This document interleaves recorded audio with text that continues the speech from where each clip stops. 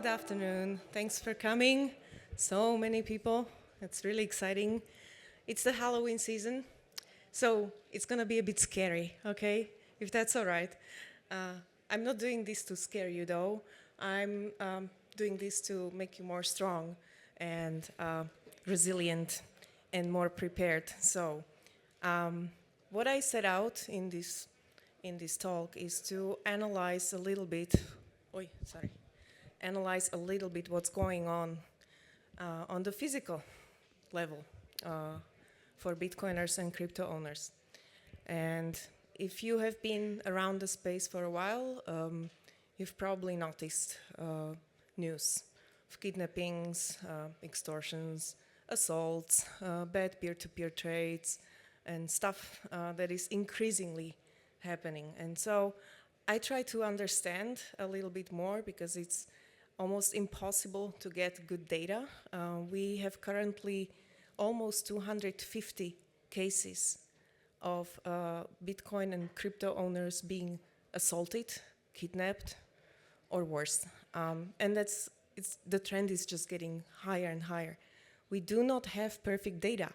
So although I'm gonna show you a lot of numbers and beautiful graphs, it's all wrong, okay? Don't take it as a literal percentage or something. It's the cases that we know of and the cases that I was with my team able to analyze. Okay, so it's by far not the truth. I'm gonna present false numbers, but I hope you will enjoy it anyway. So let's get into it. You know, all of you probably know this meme, right? Please, hands up, who knows?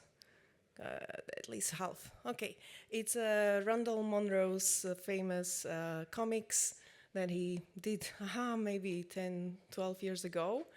I'm looking at Salvatore to help me out with the date, I don't know. But it describes the imagination of our tribe. Like I have all these multi-sig wallets setups, and I have hardware wallets and the great passphrase and whatnot. And we overestimate the level of technology, and we do all these crazy elaborate schemes, but then we are absolutely not prepared for the physical side. So if someone points a gun at you, you don't know what to do. And from my perspective, although this is a very unpleasant topic, and I know it's not nice to think about, it's not nice to read about, I still prefer not to be ignorant, because ignorance is not knowing. It's the choice of having the facts and not looking at them. And it's your choice to be ignorant about this, but then you may have to bear consequences. And the consequences of not knowing, of not preparing, not thinking about this topic, means that when something happens, you don't know what to do. And the reaction is a freeze or a panic, and you may actually hurt yourself much more than what is needed. So, talking about kidnapping and ransom just deserves a proper definition, which is not the comics. Kidnapping and ransom is just basically taking a person and trying to extort them for money, for some advantages or whatever the goal is. Sometimes it's a political kidnap to intimidate journalists or dissidents, but we are going to focus today on the ones that are focused on taking money and valuables from crypto people. So, why should you care? Why should you care? Not just the people that are very exposed are the victims. I have gone through all the 250 cases, and I will tell you, many of the victims were not even far known in the space. They have some of them. They don't even have Bitcoin. Okay, some people's homes got invaded. People got put under duress, under gunpoint, forced to open a Coinbase account, transfer their fiat money, buy crypto, and transfer to the criminals. So if you're thinking that this is not my case, think twice, because your friends may know that you've been investing in crypto. And they may not be malicious friends, but they may talk to other people, and those other people may talk to someone. And all of a sudden, you may become a target. There have been cases of kidnappings for as much as $6,000 worth of crypto. That's not much money. It doesn't even make economical sense for the attackers to do that, but they still do. There have been murder cases for 20K, 50K in Bitcoin, which is less than a half of a Bitcoin. So it's important to realize that it's not the famous and wealthy that are being targeted, but those that are an easy target. Okay? And their families. And this is something that we have to consider, because the primary goal of any attacker is your money. It's not you, it's your money. How do they get to the money? By kidnapping the wife, a pet, even that kind of story happened, taking children hostage, anyone that is dear to you. It can be a colleague, such as in the case of Ledger, where they took the co-founder who was not even active in the company anymore. Yeah, so this is important to understand, that you need to prepare not for yourself alone, but for your family as well. This is not a very pretty graph, but it's showing you the trend. And the trend of the crime always goes up with the rising price. It's not about the level of the price, but about the percentage of increase. So anytime we see spikes, more attention in the media gets paid to Bitcoin and crypto, and more criminals get ideas. It's as simple as that. We saw the same trend and the copying of the price trend in a graph that was showing the number of malware and viruses developed specifically to target Bitcoin wallets in the early days. And we solved that with introducing hardware wallets, which is great, but we still didn't solve the human factor, which is why I'm here now with Glock, trying to do this. People ask me a lot, like, so what's the safe place to be? There's no safe place to be. The USA lead with 47 reported cases. Obviously, France has gotten very, very bad rep. The front runners or the up runners today are France and Thailand. In France, we see a lot of organized crime. Like, this is really now working as kidnapping as a service. The government has created special task force to combat and to work with crypto entrepreneurs in France, which is good. But places like Thailand are majorly operated by Russian mafia. Places like Eastern Asia are largely operated by Chinese mafia. So you have a lot of cases where a Russian couple goes to Thailand to have a vacation. They meet someone at a bar who is also a fellow Russian, so they start talking, and 2 weeks later they're kidnapped and extorted. Places like India are very specific. In India, kidnapping business is huge, regardless of crypto. But Indians typically do not pay any ransom, because in India, the attackers get rid of the victim anyway. So the goal is not to pay any ransom in India, which is it's a very specific place. The same Nigeria. I would be very careful traveling to Nigeria if I were you. It's not there, it's there still, but heavily underreported, so we don't really know the numbers. What else we have? Sweden and all the Nordics. I'm sorry if you come from those countries. I'm sorry for you, because the government does nothing to protect privacy, and the financial situation and the information about financial situation is public. And so any thug can go online and find out how much assets you have and how many taxes have you paid, so how many bitcoins you own. That's a very bad situation. So this is just to give you an idea. I would like to explore a little bit what kind of violence we're dealing with. So someone told me today, it was a nice conversation, that violence is engraved into human nature. that we are violent by nature, that it's in every social interaction there's a certain level of violence, which is kind of a true. You have these social rituals where someone tries to gain power, position himself bigger, stronger, faster. But then we want to talk about the asocial, which is targeting someone as a resource. You have two types of predators, those who love to hurt people. We don't care about those sickos. We want to focus on these resource predators. So they want something from you and they're able to either threaten you with violence or actually use violence to get it.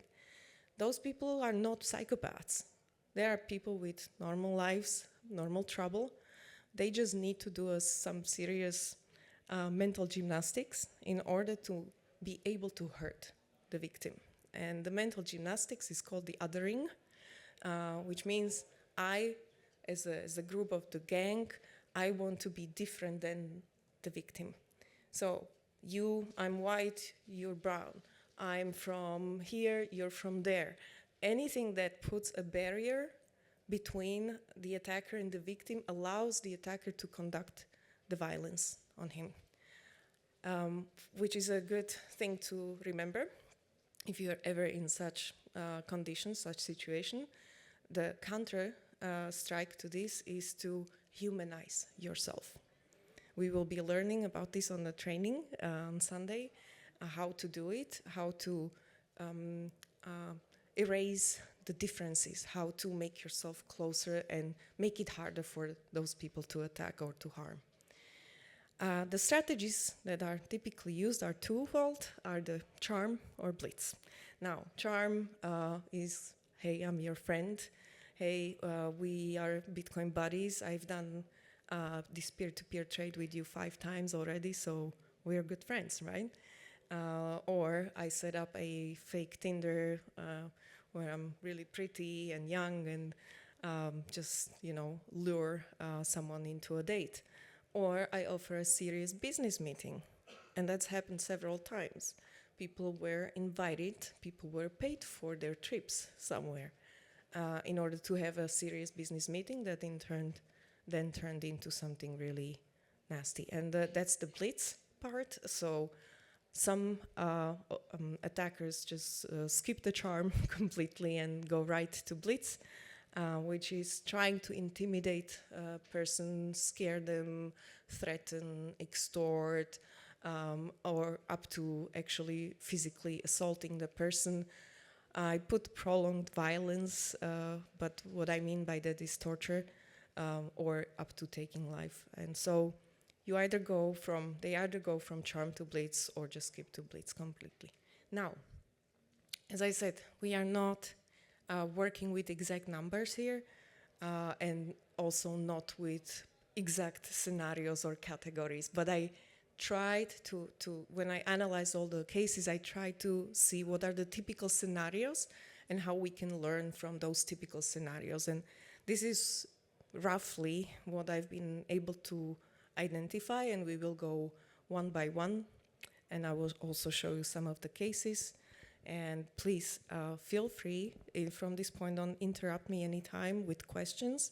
If you want to know more details about the cases, I have a file ready that I can open up and read the details of the case that are known to us, so that you get a better picture. Why am I doing this? Because only on the real cases we can learn something practical. If I go into theory, we can learn a lot of theory, that's good, but learning from someone else's mistakes is, I think, the best way. I hope you agree. This is a graph that basically shows a trend. Okay, the early period of Bitcoin was, and as you see, this is not even very precise because we are covering the first 5 years, then roughly 4 years, and then 3 years. And this is the rise that we've seen in the violence in the last couple of years. Right now, we are averaging 1 attack per week on Bitcoin or crypto person. We doubled the amount of last year already, or we're on the way to double the cases of last year, which is not great. So, well, I think I lost one slide, no, but never mind, not important. Home invasion. So every invasion, almost all home invasions are also act of kidnappings. We will see that. But basically what it is, they come into your home. Often they start intimidating or go right to violence and extort for any valuables or anything that they can get on their hands on. What is extremely hurtful about this situation is the invasion into the private space, because the home is our safe space. Okay, we consider it very safe, very private, and it also provides that safety and privacy for the intruders. So if we are not able to protect our homes from intruding, then after this happens, we may lose the feeling of safety. We may feel violated and not safe at home anymore. And so it kind of triggers a long response. That's why home invasions are vicious, in my opinion, much worse than mugging on the street, for example. So these are this is a violence pattern, basically. So most of home invasions include a forceful detention. Most of them included theft. These numbers, again, like these are information that I was able to gather from public resources, from the news articles, reports. They may not be complete. There may be some articles that just do not say that weapons were used or that the person was beaten or so. So take it with a grain of salt, please. But just to give you a rough idea how these scenarios evolve. A high level of violence in home invasion because specifically the perpetrator feels safe, undisturbed, away from the street. In some cases, they administer drugs or alcohol. There was unfortunately one case where life was taken. An example, founder of 20, I don't know if there's any Spanish people here who may know. He was kidnapped and tortured in his own apartment. They wanted 25 million in Bitcoin, which was quite a lot. He sustained prolonged violence against him without giving out the access. So I don't know what kind of personality you need to do this, but it's an interesting example of how, despite all the violence, they could not get onto what they wanted. Please raise your hands if you want more details. Okay, I have them. Yes? Yes? Okay. So, this is not my computer, so pardon me for not being very swift. So this particular 20.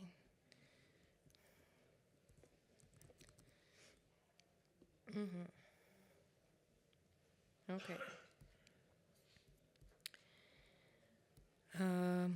He was extremely shaken by this, obviously. So here's the culprit. They knew he is living alone. They contacted him by pretending to be a friend of friend to arrange a meeting at his home. Okay. Oftentimes you will see, and there's rough statistics that 10 to 15% of the victims had previous knowledge of their attackers. So there was an acquaintance, there were friends, there were colleagues, sometimes actual good friends, fake friends. Okay, they rang the intercom, he let them up, and that's when it started. They used knives, pepper spray, tasers, handcuffed him, beat him, covered his mouth, put a hood over his head. Yeah. I think you're following. Romantic, I know. Yeah, so the point of this is do not get into that situation. I think that would be my advice. How? It's a good question. It's a training that takes. Another home invasion. maybe I will skip this one because it's very similar. They received all a couple of years in prison. Kidnapping, victims are forcibly detained. They held for extended periods of time. Most people, when they think about the scenario, say, I want this to be quickly over. I want to resolve it right now. They are not prepared for the fact that it can take several days. It can take actually weeks until it's resolved. And maybe gaining time is better, because in that time that the victim gains, someone comes and rescues, right? So that's a question. So forceful detention in 100% of the cases, very violent, over 60% of the cases were reported to be violent, and life taken in many of them. It's highly organized. Sometimes the cases were like, you could see by reading that the criminals were not very prepared. But the latest news, the last 2-3 years, show how much better and more people get prepared to attack, that they study the victim, they surveil the victim for weeks or months in a time to make sure that he's a good, easy victim to get, to trace the habits, to trace all the family, where they're going, when they're going, what time, and just wait for a good opportunity. And this particular case was extremely organized. There were 13 people involved, divided into 3 teams. Each team had different responsibilities and different set of knowledge. So that just shows you how they think of dividing and compartmentalizing all the information even within the gang. They kidnapped a Malay entrepreneur and tried to get 20 million ringgit, which is roughly $5 million. He was not a crypto entrepreneur. He was just a successful man. And so they ended up getting roughly 400,000 tether from his family and a bunch of cash, maybe some gold. I don't have the details in my head, but just to show you that this is, we are not against easy attackers. You all know this case of David from Ledger. It was heavily publicized. Not many people know that he was posting this tweet earlier in the days. The question is whether this tweet, it's a speculation, whether this tweet contributed to him being targeted. That's possible, but we would just have to argue about it. They took him and his wife, they separated him. The wife was put into a trunk of a car and he was taken elsewhere, and they negotiated with Ledger company. Originally, I think they wanted Bitcoin. They managed to settle on Tether, which was very good for Ledger because they cooperated with Tether company and reversed, or at least saved, most of the money. I don't have financial details, so I cannot tell. This is a very famous one from this year. I'm showing this one just to showcase that not only poor and desperate, financially desperate people commit these crimes. These 2 guys are definitely not poor. They had huge plans and huge dreams. They wanted to get into politics. They wanted the lavish lifestyle. They went on a huge cocaine spree. So the cocaine in them created or took out the sadistic predators in them.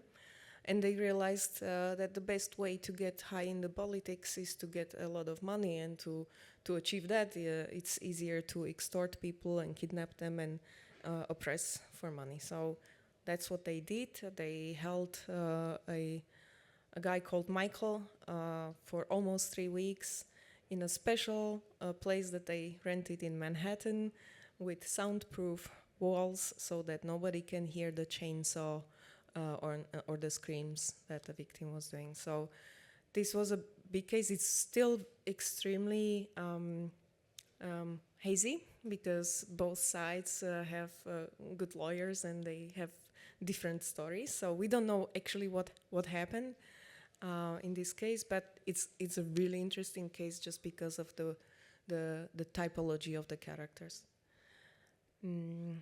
Then another typical scenario is either armed or just robbery, often in public spaces. So any Bitcoin ATM operators know how they need to secure their space.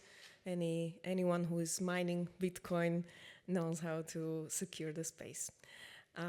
So, of course, theft is the goal of the armed robbery. So that's the major violence pattern there. Typically used weapons. I should put the armed into brackets actually, because sometimes it's a robbery without using an actual weapon. I've seen videos of guys just driving a car, driving it through a window, and just loading the ATM and leaving. So they never used a weapon. And violence levels are actually smaller because it's a quick action aimed at taking something. They do sometimes target a company, business in the space. So if they know that there's offices of a company, and maybe an exchange or a hardware wallet business, whatever, they may want to try to enter and take employees hostage or something and get a quick buck. Peer-to-peer trading is a really risky endeavor, and you need to know how to do the peer-to-peer trading. I don't know, are there any traders here in the room, or OTC? Anyone? Oh, okay. No, don't. Okay. No, but there's a good list of advice that can be given to peer-to-peer traders on how not to be attacked. Maybe we can talk after. Oftentimes, very often, the victim is lured into this peer-to-peer trade repeatedly. It goes well. So you have cases where someone did, I will skip here, this one. I know there are cases where you have people do 5, 6, 7 trades, and all good, and the final one is the big one, and that doesn't go well. So gaining, like charming someone, gaining trust, trying to befriend, and then attacking. That's the pattern. Yeah. This is a case from China, I think. Is it? Yeah. Oh, this is the case. They did 7. They met 7 times until they hit the victim. Okay. This one, someone was waiting for her. She brought a bag of cash, and they were waiting there with an axe. Just because she started screaming, someone noticed, wrote down the car license plate, and they were able to catch. Okay.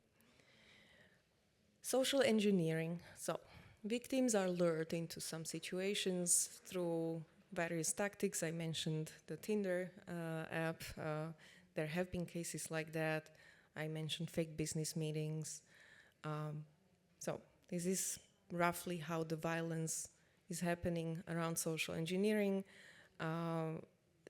A decently big level of violence, I would say, especially these drugs and alcohol. So social engineering often involves this social gathering. So they try to make the victim loser and more fun to make it easier for them. Would you date this girl if you got a message from her? Would you go on a date? Yes, I mean, she's really cute, no? No? She looks almost fake, right? Well, the guy didn't know, so he did go on a date with her, and she wasn't there. Obviously, there were some thugs waiting. So careful. She was Bitcoin genius, by the way. Okay. This is an extremely heartbreaking case. When I read it, I wasn't feeling good about it. To a couple having a friend who has been investing in Bitcoin for a while, they got into financial trouble. So they staged a robbery. They employed 4 guys to come to their own home, beat them all up, including the friend, and take valuables, gold watches, whatever they had, plus his crypto. The thugs received all the physical stuff, and these 2 friends wanted to keep the crypto of their friend. So after this, they go to the police, the 3 of them all beaten up, to claim that they have been robbed. And then during the process, they found out that this is actually staged by a friend. Very sad. So then we often see authority misuse.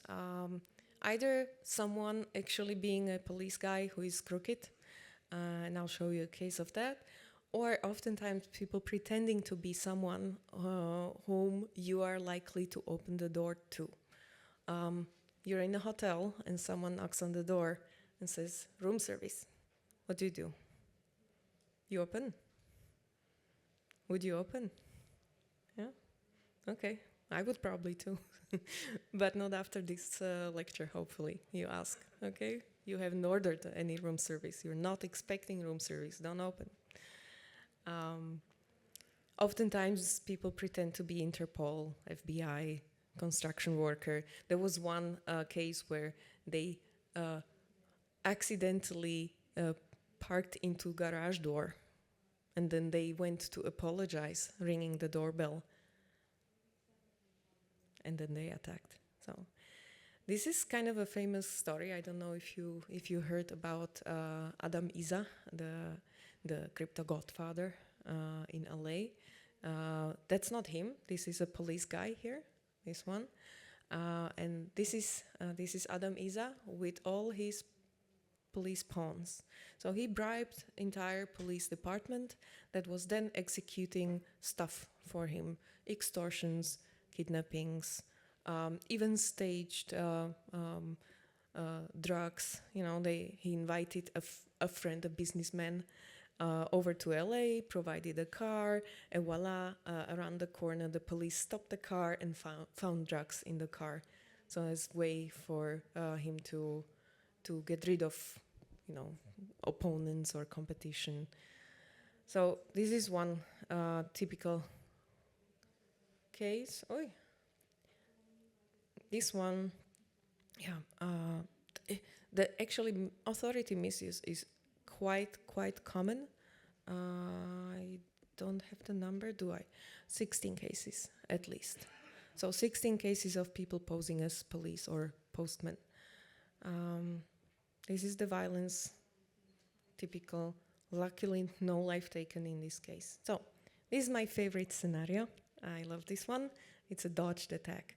It's when things in the end go well for the victims, or in the end don't harm him that much as was planned. So, do you know Tim Heath? It's a big investor running a big exchange, and this man got attacked at his home in Estonia a couple of years ago. These guys were waiting for him when he gets home and assault him basically in the staircase. And there were 7 people, I think. 3 of them were around him. One of them tried to hold his mouth from behind so that he doesn't scream, and he used that moment to bite. So they got so scared because he managed to bite off a finger of the guy. This is the Halloween part. Spooky. I hope nobody gets sick from listening to this.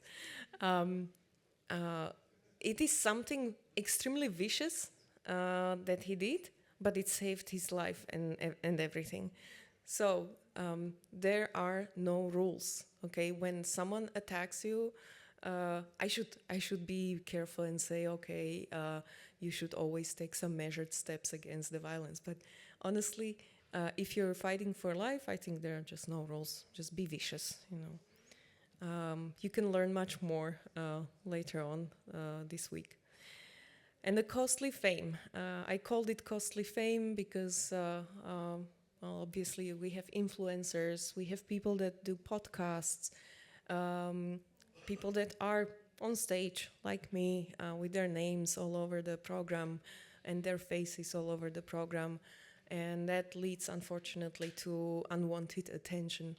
And it's not anything specific for crypto. This has been ongoing without Bitcoin or crypto.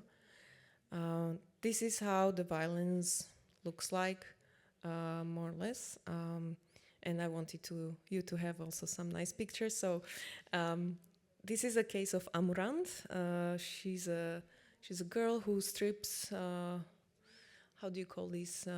OnlyFans or something like that. So she makes her living like that. And one day she tweeted this. I'm not sure if you can see it well, but here she is showing her Bitcoin wallet where she has $20 million worth of Bitcoin and some Ether, $70,000. And she just tweeted it, okay? A couple months later, so it was November 2024. In March 2025, she tweets, "I'm being robbed at gunpoint." You can go to YouTube actually if you're interested. Someone did a documentary video with her and her husband, who were together at home at that time. These people are used to unwanted attention, and they are prepared. Their home is they have cameras. They have thought through a lot of things. They have weapons, so they were ready, but still a lot of shaken. And there's all the footage. You can study the footage of how the guys were trying to get inside the house, how they were literally swimming through garbage in a room, a storage room, to get into. How they found her. They entered into her room. She heard them before, so she called the husband, who was in a different part of the house. He was like, "I don't hear anything." Dogs were going crazy. So she locked herself in the room. They found her. They shot a hole in the lock to open, and then they put her into a seat and started beating her. Okay, and then she goes like, "Okay, I don't have my Bitcoin here, but I know where it is. I have to go to get the wallet." And she starts jogging. She starts running, and they start follow her. And she leads them into the second part of the house where the husband waits with the weapon. Okay, so it ended up well for them, but even people that have all this attention and have all the measures can be still getting into trouble. I think she will not be posting about her Bitcoin anymore. Neither will this guy. So unfortunately, this is a sad story. This was a Brazilian, quite young guy. He made some money, and he just loved to brag about it on social media. Right?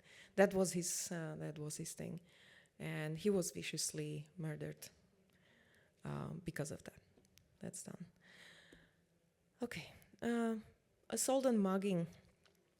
This is something where, like, again, the scenarios overlap a lot, but an assault is basically physical attack or a threat of physical harm to a person with the intent to get the pins and passphrases. And mugging is just a sudden violent attack on a person. It can happen typically, and there was a case of a person who paid with Bitcoin in a bar, went out, and got violently mugged, and just they took whatever he had on the phone wallet. So that was rather opportunistic and not very pre-planned attack. I want to give one case as an example, or maybe two. This is a crypto expert. I honestly don't know exactly what he does, but he posted this picture with his wife. And you don't see it, but it says Instagram. So he posted this picture on Instagram. And someone noticed that the watch that he has costs almost $500,000. I would never know. I don't care about watches, but these people did. And since then, they were following him, and they knew, because he probably posted, that he's traveling to New York.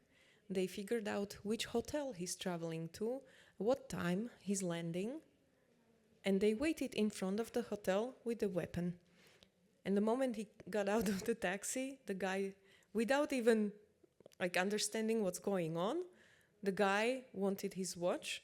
He tried to get it off his wrist, but the watch had some security thingy that prevented stealing. So the guy started shooting. Luckily, this victim, he just took his hand and put it down. So he got 5 shots in his legs and ended up with 5 or 6 surgeries after. So, but alive and with his watch. He got a good friend, by the way. So he was with his wife and another friend. And that friend, when she saw these guys attacking him, she jumped on him from the back and started like triangulate him. And you want that kind of friends with you. Swatting is another classic. We know of 2 cases, or that I'm aware of 2 cases. And I want to give credits to Jameson Lopp, who's been keeping track of these since 2014. And the very first case on his list is the case of Hal Finney, who in 2014 has been extorted for 1,000 Bitcoin. At that time, he was already quite sick and at home. And so because they didn't probably pay attention to the extortionists, they decided to send them a SWAT team. And so all of a sudden, the wife of Hull receives a phone call from the police saying, "We are about to SWAT your home. Are you okay there?"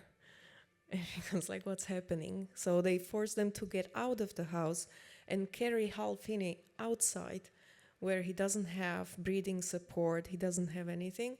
And so it causes a huge amount of struggle, huge amount of unpleasant situation and fear for the life of Hal. And then, of course, Jameson's own story is widely publicized. And Rosella, do you want to jump in? Yes. If I may, yeah? We have Rosella Lopez here. He's one of the cases of kidnappings. His wife got kidnapped a couple of years ago, 2018, 17. So if we have a little bit time, I have no idea what's the time, by the way. Do we have time? Okay, cool. We have time. So Jameson did a really good conversation with Nat Brunel, if you're interested in details about what happened and how he then hardened his life. What did he do after? And I think everyone who gets into the situation, up until then, you don't care. When it happens, you make sure that you change your life. And Rossello is a great example of that. So. Express kidnapping is the last, and I'm putting a question mark because we don't really know what happened in that particular case. So express kidnapping is a very common phenomena in a lot of countries of the world, where they just spot a victim, they just take a guy from the airport because he's white or he's a traveler, he may have some credit cards, and their goal is to extract as much as possible within a short time of the kidnapping and then release the victim usually the same day. It's not premeditated, it's not pre-planned, they are not tracking the guy, it's just like randomly picked from the crowd. And this person that I was looking at the case got into something like this, and they took some of his Bitcoin that he had on the phone. This is my like, it's not a typical scenario, and I don't want it to be a typical scenario, so I say do not become repeat victim. It's extremely important, because once you are in a situation and you comply, they keep coming. Okay? And this guy complied 5 times. First, they came to his house and just threatened him. and he gave them some Bitcoin. Second time, they sent a guy with a knife to threaten him, and he paid. Third time, they invaded his home. They started to torture him. They put him in a cupboard and whatnot. He again complied. Again, he complied. And the final, actually, and he never went to the police, which I don't understand. He was so scared for his life that he didn't report it.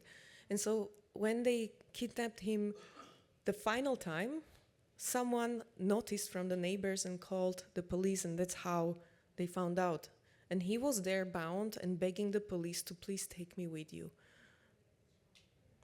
Don't be that guy, okay? Fight. Like if anything happens, that's a lesson. You gotta put up your arms, okay? Learn. The victim is not on the picture. Those are all the thugs, that hurt him. How to prepare? So, one thing is to have all the digital preparedness, have hardware wallets, have good passphrases, have multi-sigs and distributed wallets.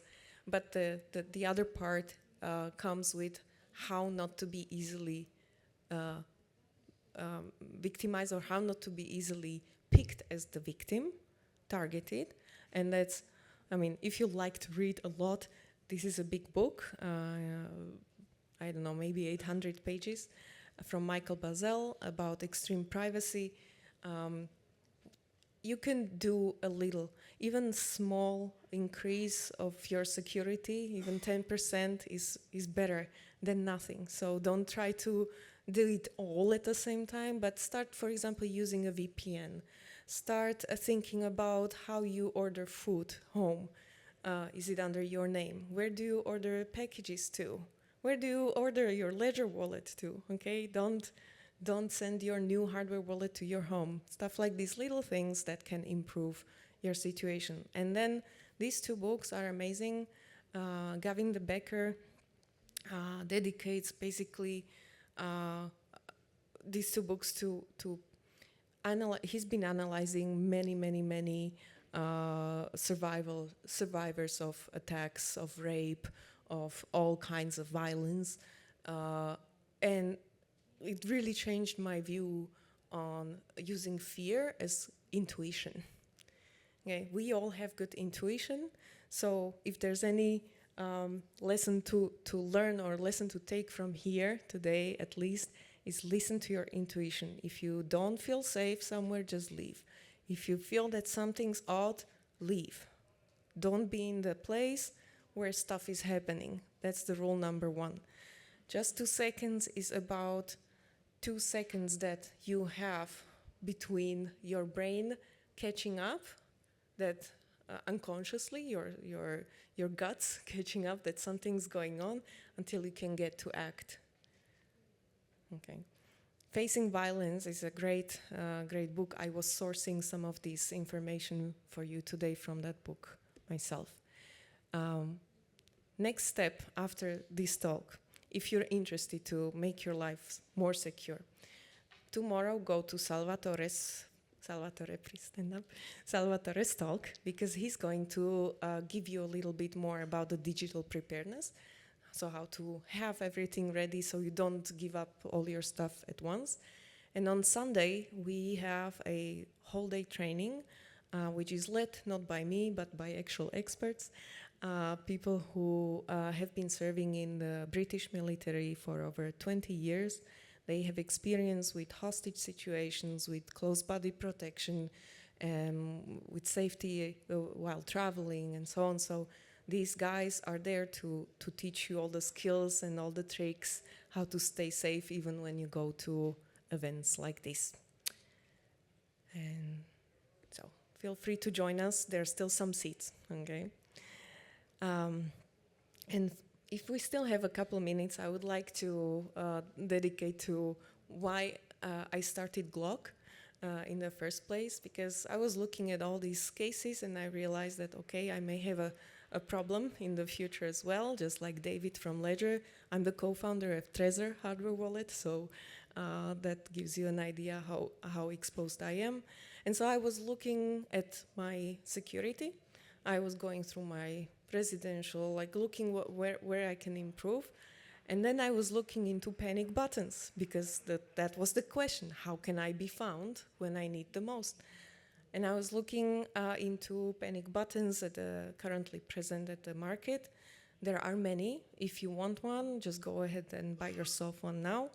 But I wasn't like feeling safe about any of them because all of them work as like perpetual surveillance gadgets. The companies that run them, they run a server. So they know at any time where the person is.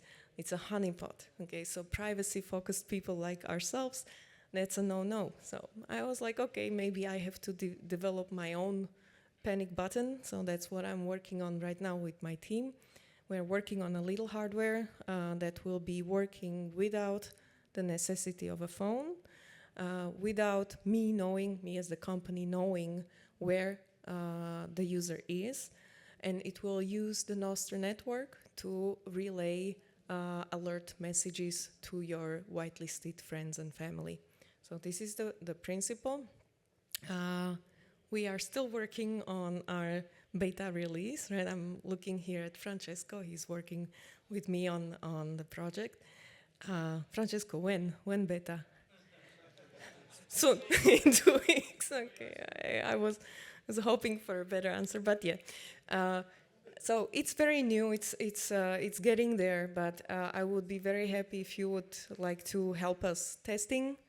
The red button on the screen will basically replace the hardware button that's coming probably next year. Okay, so it's gonna work the same way. I think that's about it. I would like to invite maybe Rossello. Yes. Thanks, Alena.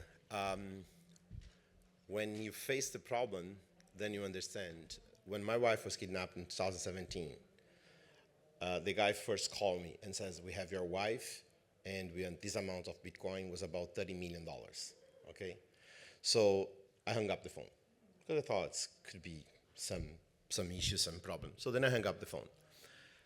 Phone home and asked the maid, is Renata home? And by the way, you guys can see her playing today because she's a DJ here. No, she's not here, but she dropped the girl, my daughter, 3 hours ago.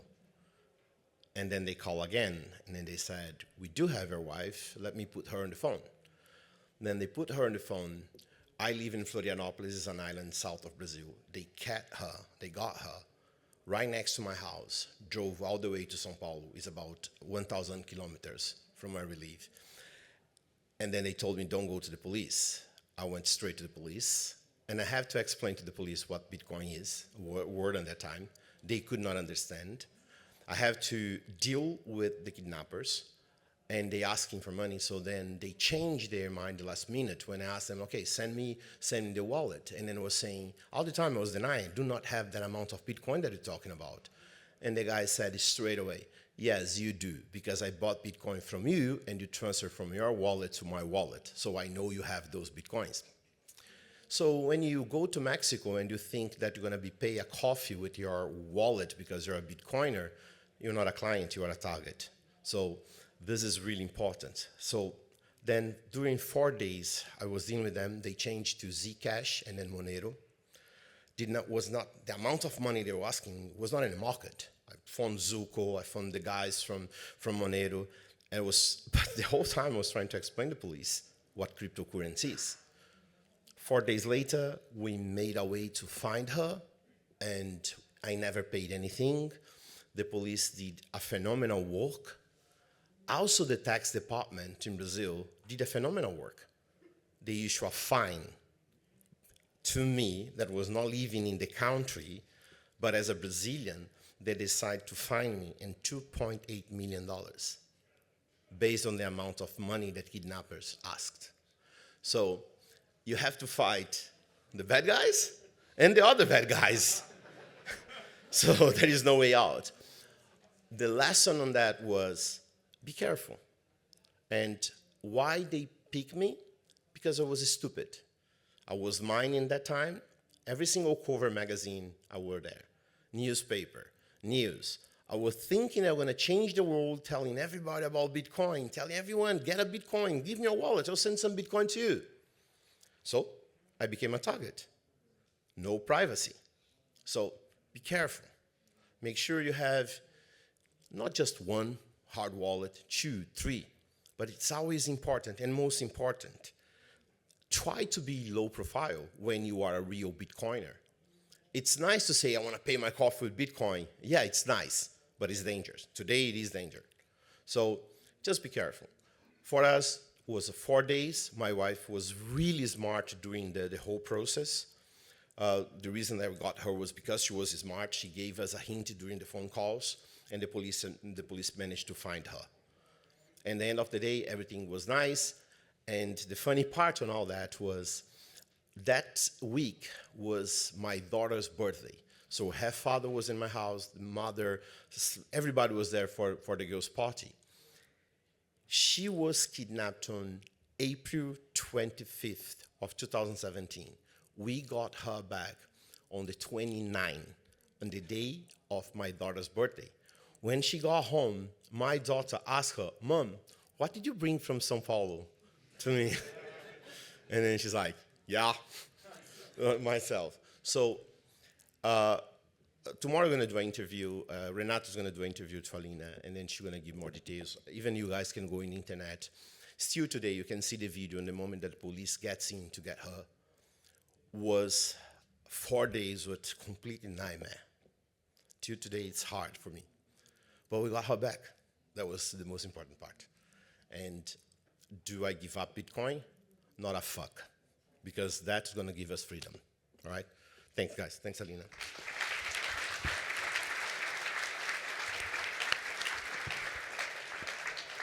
I cannot say anything better. This was the best finale for this presentation. So I'll just go back here because I think this is the message for you.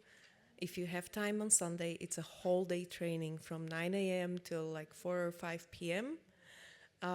With the guys that know what they're doing. Get your invest in your security. It's 1,000 euros. It's absolutely worth it to do. Okay? Thank you so much for your attention. Stay safe.